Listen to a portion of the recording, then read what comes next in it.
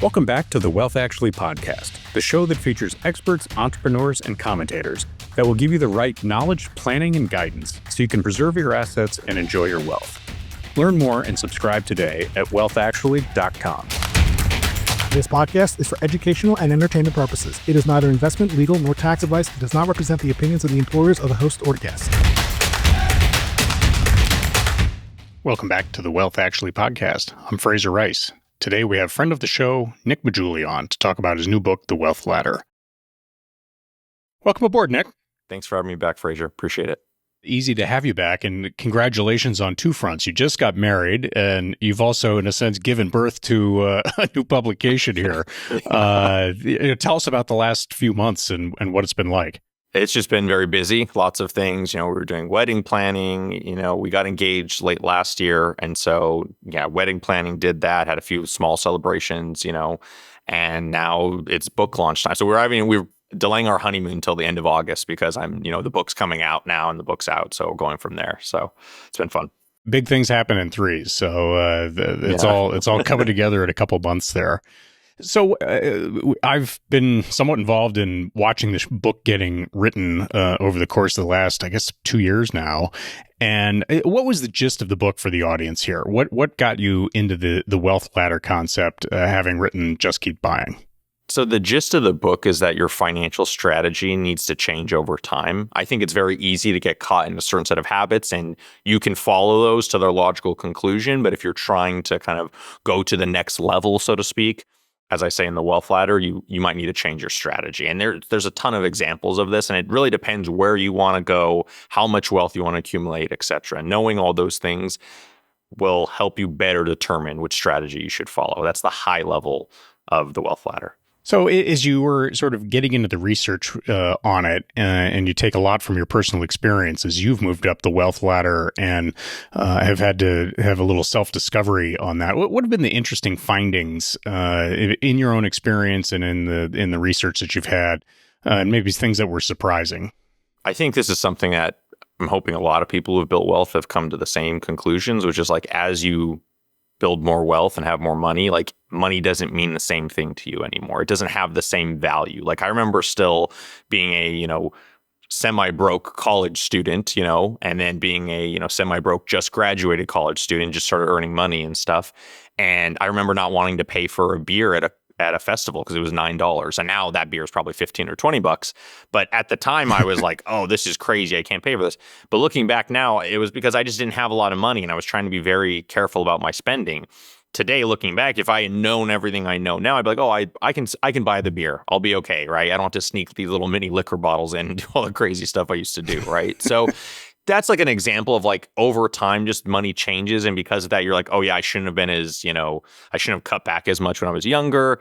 Also just how you view it. I view it more as a tool now and less from like as a scarce resource. Like it's a tool I can use to do things. I can help my family with it. I can travel with it. I can donate. There's all sorts of different things you can do with your money. And I think seeing it as a tool is really the important part. And lastly, it's just how like the amount of money I need to change my lifestyle just keeps getting bigger and bigger, right? Where like, $10,000 back when I was 22 would have been like, wow, that's like a ton of safety. I wouldn't worry as much about money. Today, $10,000 just doesn't mean as much as it used to. And so it's great. I would still be, hand me a $10,000 check. That's great. I'd be happy, but not even close to as happy or wouldn't have as big of an impact on my life as it would have when I was 23, right? I think everyone understands that. What's $10,000 to someone with $1 million? It's not as big of a deal compared to someone with close to nothing. Yeah. And one of the things that, as I was reading the book that I found super interesting is the idea that as you move up the wealth ladder and more people become involved and are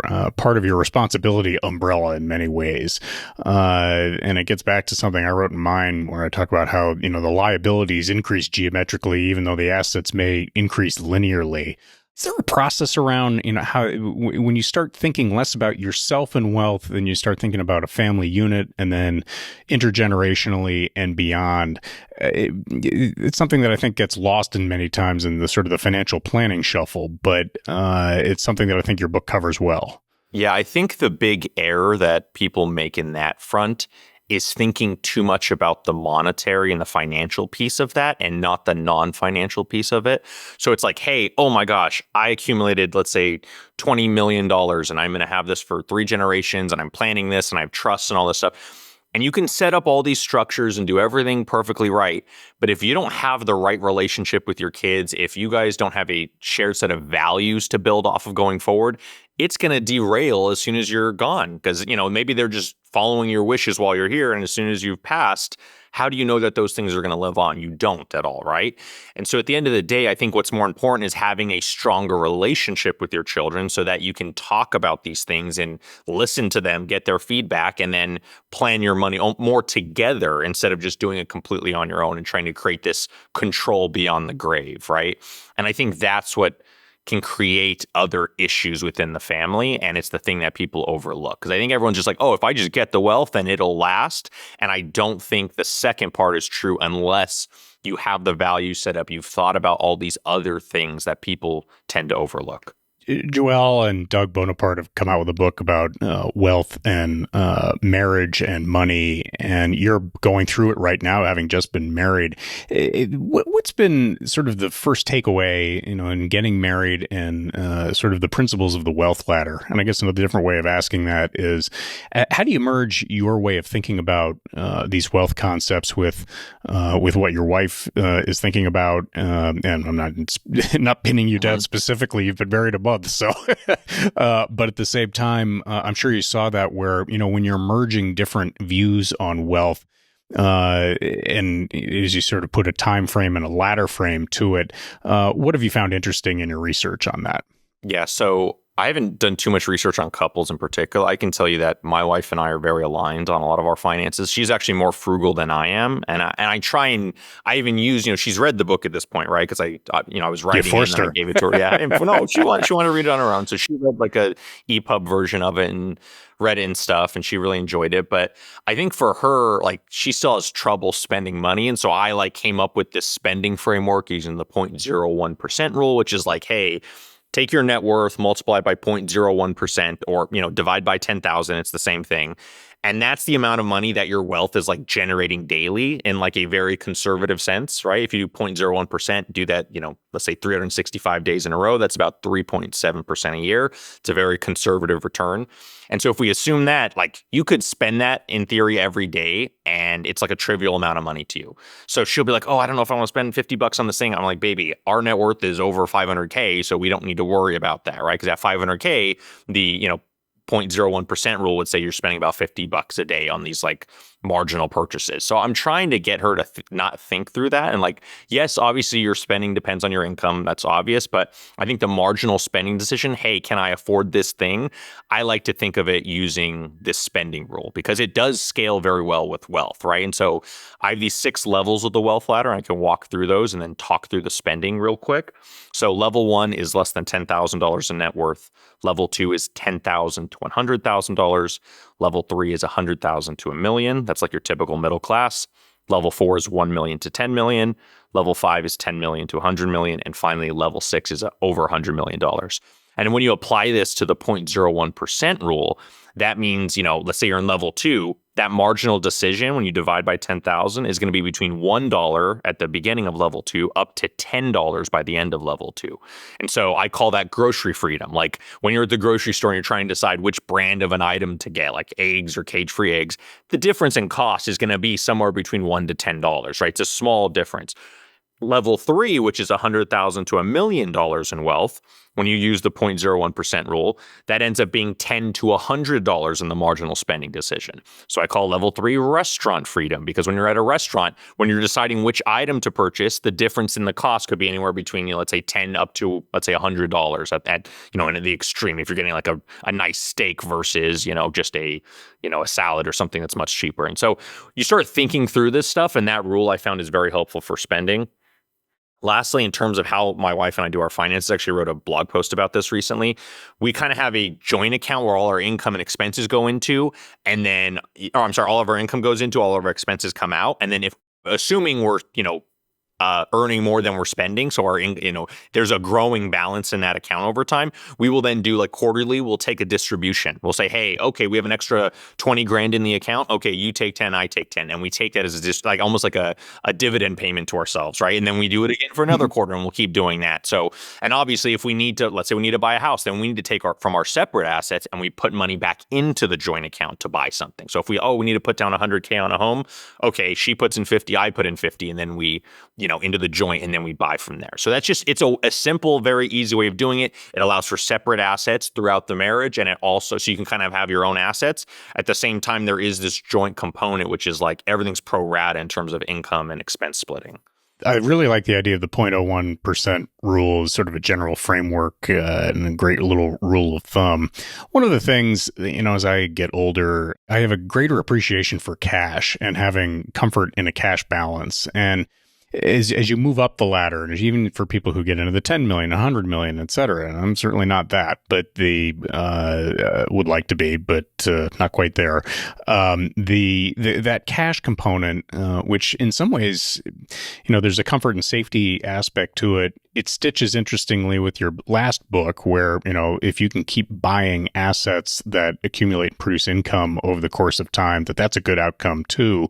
What did you think about in terms of that? Did that come across your authorship while you were going through?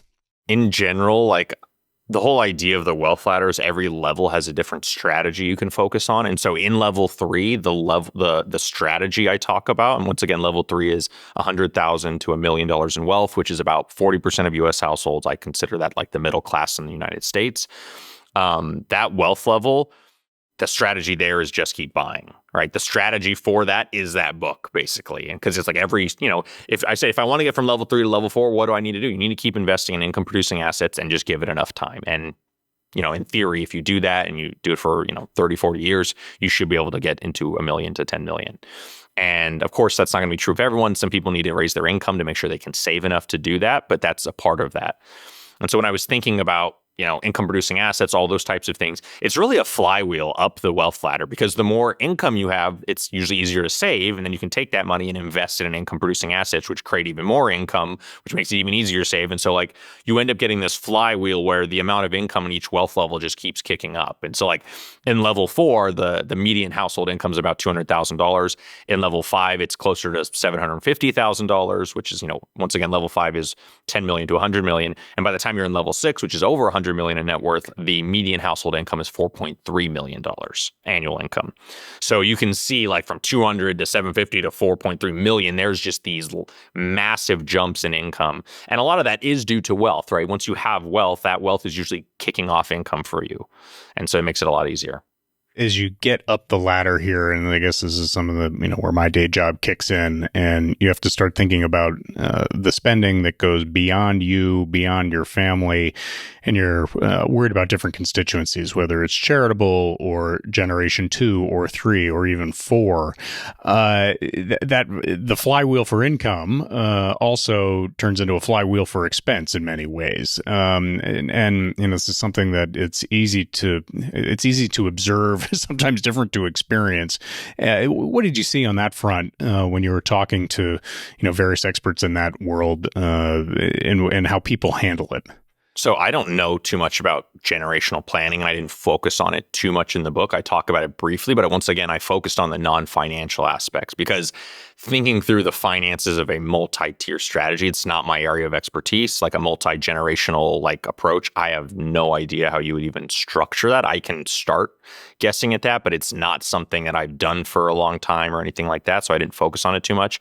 The one thing I did think it's easy to overlook, as I said earlier, is you need to make sure that because you could set all that stuff up, but if you don't have the right conversations and the right relationships with those family members, it's very likely going to fail, right? And so I think as much as I care about the math and the structures and all those things, which I don't have the expertise in, the other piece is like, oh, wow, you need to think through how you actually approach this from a personal standpoint. Like, how do you approach this with your children? How do they all make sure that we're all on the same page and everyone feels like it's fair, and your will and the trusts you set up, etc. So when I'm thinking through that, I am thinking through the non-financial piece because I think it's the most overlooked, right? Like you can pay someone if you're in level 5, you can pay someone to do all the other hard stuff, like all that expertise stuff that the person in level 5 may not have any expertise in. You can pay people to do that, right? The thing you can't pay someone to do is to get your relationship with your children correct. That's on you, right? So when I'm writing the book, I'm saying, what are the things that the person in level 5 actually need to do? They need to do this because the other pieces can be paid for. This piece can't be paid for, and that's the difficulty. As I tell people that, there are a lot of smart people that can help you get through the tax and finance and legal and all that. That's beside the point. But the communication aspect, if you don't get that right, your house is on a rickety foundation. And, to sort of flesh out the point a little bit differently, I'm now in sort of a world where, when people come to me asking my advice on this stuff, there's the blocking and tackling, but it's really a citizenship exercise. It's, defining the terms under which, living within the family and living underneath all of these resources, what are the rights and obligations that come with it? And without a real firm understanding of what that looks like, the rest of it, it'll be in place and it'll give you a chance of maintaining things from one generation to the next, but it's certainly not going to solve for everything. And it probably won't be flexible enough to deal with life as it intervenes and causes people to veer off in different directions.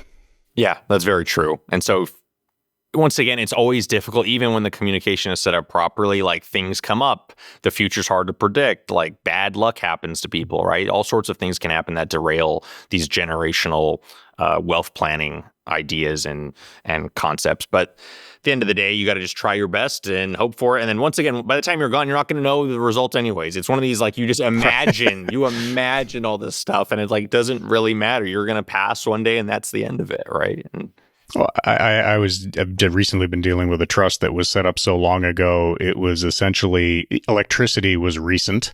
The airplane was recent.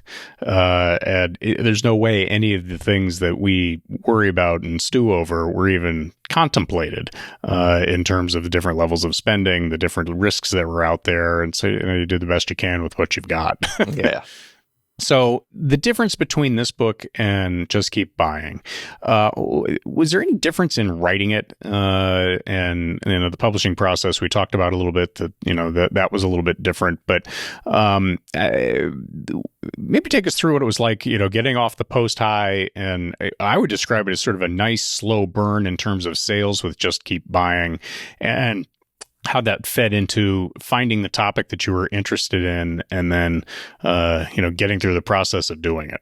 Yeah. So with Just Keep Buying, the writing process was, it was 70% old blog posts that I stitched together. I created a structure and then kind of cleaned it up a little bit. With the Wealth Ladder, it was based on a blog post I did in December 2019, but I had to take this one little, I spent 5 to 10 hours on this one blog post, and then I had to take it and expand it and just dig deep onto every single sub-concept and come up with new concepts and really clarify a lot of my ideas. I remember when I posted the Wealth Ladder blog post in December 2019, it was on the front page of Hacker News for like 8 hours, which is like crazy. And so I read every comment in there. People had all these comments about the post. Oh, this post doesn't address this, doesn't do this. I addressed every single one of those in the book. I went through every comment and I addressed all of them. So if someone's going to read this book, they never heard the idea. It was like kind of getting an insight into the hive mind. What do people think about this? So someone's going to start reading this and say, wait, what about this? Oh, keep reading. It's addressed. It's going to come up later in the chapter, right? And so all those types of things, I think that for me was very helpful because it gave me this insight of like, hey, here's the pushback I'm going to get. And as soon as I address it in the text, people are like, wow, this person thought this through. And it's like, I tried to do my best with that. And so in terms of the writing process, they both took about the same amount of time to write. Obviously, the Wealth Ladder is far more new material. Like I would say it's like, 70 to 80% new material. And the old blog post that became it was like, 20% of it, if that. And then I expanded from there. So I'd say it's mostly new material versus my old book was, mostly old blog posts. And so that's the big difference here in terms of the writing process. I still think, even though this was newer material, I had done it before, so I kind of know how to write a book. The most important thing is the beginning and just getting the structure set up. And once you have the structure, the writing is not as difficult. As long as you know kind of what you want to say roughly in each chapter, the writing isn't the hard part. The hard part is, in my opinion, is the structure, right? And I think that's where a lot of books go wrong because they just put a bunch of stuff together. They don't think about the structure, and that structure is the planning. It's like the plot of the book in some ways. And so that is very important. And I think it's probably the most important thing when writing a book. I'm fascinated that the Reddit subheadings and so on, where people went in and had the different questions for you, almost you workshopped it before you even workshopped it, and also you almost had a focus group in place to kind of help steer it correctly. When you were doing Just Keep Buying, you didn't have any of that really. You were just sort of writing, and some things were popular and some weren't, and you sort of picked and choose between them? Yeah, it was more like that. And so I did have some feedback from people telling me about different ideas and different things. So there was some, but it was more just like what I remembered. I didn't have I can still go right now. I can search it on Hacker News, find that article, click on it, and I can go and see every single comment that's ever been posted on it, right? And so I think I can't remember, Patrick O'Shaughnessy said something, or he talked to someone on one of his podcasts one time and said, a lot of things that succeed usually succeed like right out the gate. That's not true of everything. Some things take a very long time compounding all the stuff, but you get like an insight that this could succeed, right? There's always a possibility. You usually get some feedback. The fact that this blog post did so well said, hey, there's something more here. And I would have written it sooner, but just given the timing of everything, I started writing Just Keep Buying in 2021. So I had to kind of go through that cycle, let that play out. And then I said, hey, in late 23, I was like, I need to start thinking about the next book. And so I started thinking through that, had to go through the agent process, talk to the publishers, et cetera, and go from there. And so it all worked out in the end. But it was, I had to let that process kind of finish before I could get back to the wealth ladder. And that's kind of what I knew. I knew I was going to write it. After I wrote Just Keep Buying, I knew I was going to write this book. I just didn't know when or when the timing was right. And late 23 was the time to start. And I had the manuscript done by October 24. And I didn't really start writing it until really April-ish. I kind of had just ideas, but then we signed the contract in April, and then I really started writing in April and got it done by October. So sometimes being obligated by a piece of paper like that could kind of create some focus for you. For those people who are writers out there, Just Keep Buying was with one publisher, and Wealth Ladder's with a different one.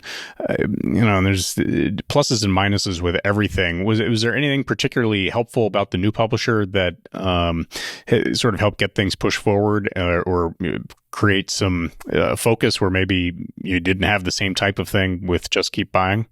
I think there's two things that a bigger publisher can offer you. One is money, obviously, like they pay up front, like nothing against Harriman, but they just have a different model. And the second is they have a bigger marketing. They have I have a publicist now. I have a specific publicist for me, right? There's a marketing person I work with, right? The design team. Everyone's just like this. If I had self-published the Wealth Ladder, I wouldn't have a cover this good. And I'm not just saying that. Like, people have told me, like, oh my God, it's a great cover. There's 6 wealth levels. There's 6, everything kind of just fits very nicely. And so I wouldn't have been able to come up with this stuff on my own. And of course, we went through rounds with the cover and this and that. And I, went back and forth, and they came up with this. I said, wow, this is great. I love this idea. Let's kind of keep expanding on it. And so that's an example where if I went self-published or something, it just wouldn't have come out as good. And so I think there are times in working with a publishing house, there's just a higher quality, unless you know a good designer, a good editor, you can go down the line. Unless you know all these people already, you kind of want to go with a publishing house because they have this expertise. And if it's not, I just want to focus on writing and doing the best writing I can do, and let the rest of the stuff up to the publishing house. That's my goal. And so that may change in the future. I may not use a big publisher again. I don't know. I got to see how this does, how the marketing does, all those different things are what's really important to me. Cool. So we'll wind down here. The book launches when? July 22nd. So by the time this comes out, it will be out. It should be out now. So I couldn't be more thrilled for you on that front. Between that and the day job, what's next? Being married, you've got a lot on your plate. What you've got the next probably 6+ months framed out in terms of making this a big success. Have you got any other projects in mind? I don't have anything framed out for this. It's let it release and see what happens, see what opportunities come up, which ones don't, et cetera, and go from there. Next big thing in my life is probably going to be me, if God willing, having a child, So, but when that's going to happen, who knows? We have to kind of wait and go through that process. So, but yeah, so that's about it. I don't have any other big plans, just kind of doing my thing, staying with Ritholtz, promoting this book, and we'll kind of see where it goes from there. It's hard to know the future. I'm ecstatic for you, Nick, and we need to get dinner shortly. For those, and the Wealth Ladder is here, and I got to read it and watch it through its gestation period. So it's been a lot of fun, and I'm thrilled that it's coming out. Nick, how do people find the book? Wealth Ladder, I assume it's on all major platforms, that type of thing. Yeah. Amazon, Barnes & Noble, Target, bookshop.org, everywhere books are sold, you'll find it. And how do people find your blog? dollarsandData.com. You can also follow me at Twitter/X at dollarsandData. I'm also on LinkedIn at Nick MAGGIULLI or on Instagram at Nick MAGGIULLI. And I respond to every DM. So if you have a question, feel free to send one to me. I may be a little delayed because this week is launch week. So whenever, just depending on when you get to me, I will definitely try and respond though. Yeah, put up a big sign when you go on your honeymoon so you can enjoy that, please. Yeah, of course I will. Something of that nature.